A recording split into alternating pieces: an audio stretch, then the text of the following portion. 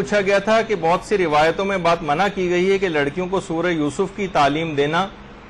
نہیں چاہیے، تو کیا یہ عمل مکروہ ہے؟ کیونکہ بہت سی روایات اس طرح کی آئی ہیں کہ عورتوں کو سورہ یوسف کی تعلیم نہ دو، کیونکہ سورہ یوسف کی باقاعدہ سیریل بھی ایرانیوں نے نکالی ہوئی ہے، اس کا اردو جو ہے وہ ترجمہ بھی ہو چکا ہے اور ہر گھر میں تقریباً دیکھی جا رہی ہے وہ. تو دیکھیے یہ جو اس قسم کی روایتیں جو آئی ہیں، جو کہ اصول کافی کی 5ویں جلد میں بھی ہیں،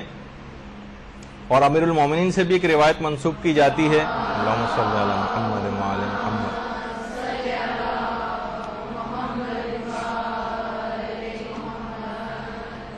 تو اس سلسلے میں علماء محققین کا یہ کہنا ہے کہ ایسی تمام روایات کے جس میں عورتوں کے لیے سورہ یوسف کی تعلیم دینے کو مکروہ قرار دیا گیا، یہ سب کی سب ضعیف السند.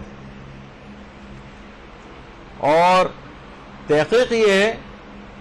کہ اس کی ممانعت عورتوں کے سلسلے میں اس لحاظ سے نہیں ہے کہ عورتوں کو بالکل سورہ یوسف کی تعلیم نہ دی جائے، بلکہ روایت میں کہ ان کو سورہ نور کی تعلیم دی جائے،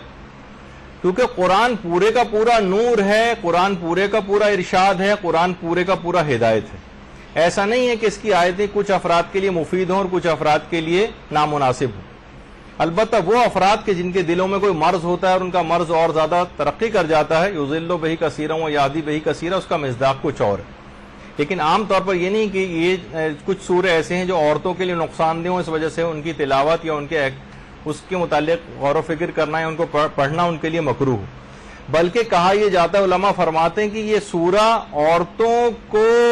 بہت سارے ہیلوں اور مکر و فریب اور ان کو نقصان سے بچانے کے لیے بہت ساری چیزوں کے لیے ان کے دماغ کو کھولتا ہے.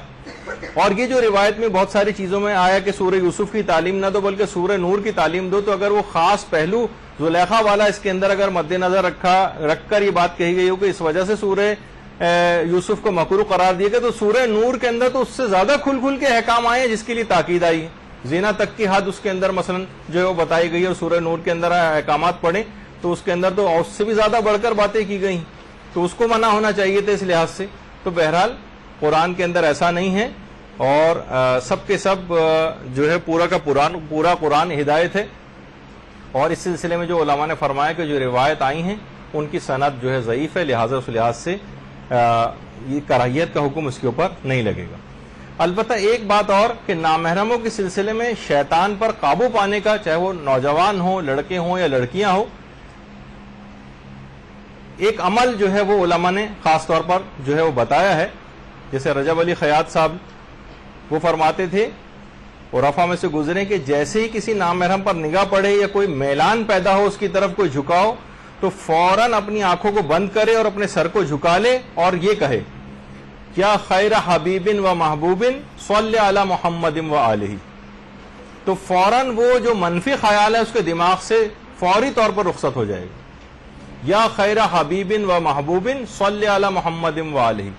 نامحرم کی طرف دیکھ کے جو منفی رجحان پیدا ہو رہا ہے، سر کو فوراً نیچے آنکھوں کو بند کر لے، سر کو جھکا کر اس ذکر کو پڑھنا شروع کر دے. پروردگار میں تجھ کو دوست رکھتا ہوں، اور یہ ادھر ادھر کی جتنی بھی چیزیں ہیں ان میں سے کوئی بھی دوستی کے قابل نہیں ہے، دوستی تو فقط تجھ سے ہی ہو سکتی. تو بہرحال مفہوم اس کا یہ ہے کہ اس کو اس طرح سے اگر پڑھا جائے تو منفی خیالات دماغ سے جو ہے وہ نکل جاتے ہیں.